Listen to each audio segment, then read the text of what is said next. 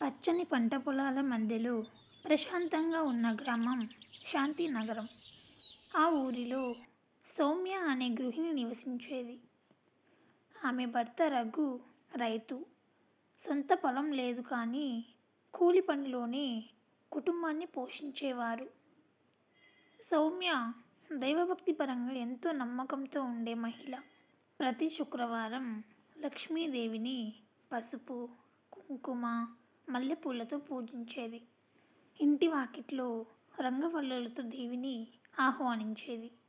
ఒకరోజు రాత్రి సౌమ్యకు కలలో ఓ అద్భుతమైన రూపం ప్రత్యక్షమైంది. ఎర్రచీర ధరించిన ఆ దేవత తల నుండి పాదాల వరకు మణిమాలలతో మెరుస్తూ ఇలా అంది: సౌమ్య, నేను మహాలక్ష్మిని. వచ్చే శుక్రవారం వరలక్ష్మి వ్రతాన్ని శ్రద్ధగా ఆచరించు. నీకు మాత్రమే కాదు, నీ కుటుంబానికి సంపద, ఆయుష్, ఆరోగ్యం వస్తాయి. నీ వ్రతం ఊరి వారికి కూడా ఆశీర్వాదంగా మారుతుంది అని చెప్పింది దేవత కలలో. కలలో వచ్చిన దేవి దర్శనంతో సౌమ్య ఉదయమే లేచి భర్తకు చెప్పింది. అతను ఆశ్చర్యపోయాడు కానీ సౌమ్య నిశ్చయంగా వ్రతం చేయాలనే నిర్ణయం తీసుకుంది. పక్కా సమయానికే వరలక్ష్మి వ్రతానికి కావలసిన సామాగ్రిని సిద్ధం చేసింది. కొత్త వస్త్రాలు, పసుపు, కుంకుమ, మల్లెపూలు, చక్కటి కలశం, పసుపు గణపతి, ఇలా అన్నీ ముందుగానే సిద్ధం చేసింది. శుక్రవారం వచ్చేసింది. ఆ రోజు ఉదయం నుంచే సౌమ్య ఇంటి ముందు రంగవల్లులతో అందంగా అలంకరించింది. ఇంటి లోపల పూజ మండపం ఏర్పాటు చేసింది. ఊరిలోని ఇతర మహిళల్ని కూడా పిలిచింది. అందరూ వరలక్ష్మి వ్రతానికి వచ్చారు. కలశానికి పసుపు గణపతి, పైన చల్లిన మల్లెపూలు, తలపై కొత్త వస్త్రం, అలాగే లక్ష్మీదేవిని అలంకరించి పూజ ప్రారంభించారు.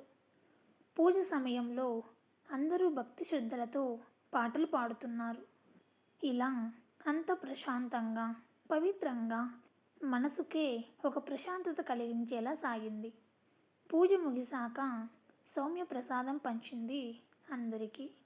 అలాగే అందరికీ కథ కూడా చెప్పింది. అదే సంవత్సరం పంటకాలం వచ్చినప్పుడు ఊహించని విధంగా రఘు పనిచేస్తున్న పొలంలోనికి మంచినీరు వచ్చింది. పంట రత్నాల్లా పండింది. అప్పటి నుంచి ఇతర మహిళలు కూడా సౌమ్య చెప్పినట్టు వరలక్ష్మి వ్రతం చేసేవారు. ఒకరోజు గ్రామ పెద్దలు సౌమ్యని ఇలా అడిగారు: ఇంత ఆశీర్వాదం ఎలా దక్కిందమ్మా సౌమ్య అని అడిగారు.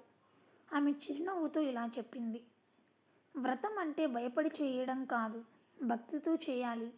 మనసు శుద్ధి ఉంటే దేవత మనతోనే ఉంటారు అని చెప్పింది సౌమ్య. ఆ రోజు నుంచి ప్రతి సంవత్సరం శాంతినగరంలో వరలక్ష్మి వ్రతాన్ని పెద్ద పండుగలా జరుపుకుంటారు. చిన్న పెద్ద అందరూ కలిసి పూజ చేస్తారు.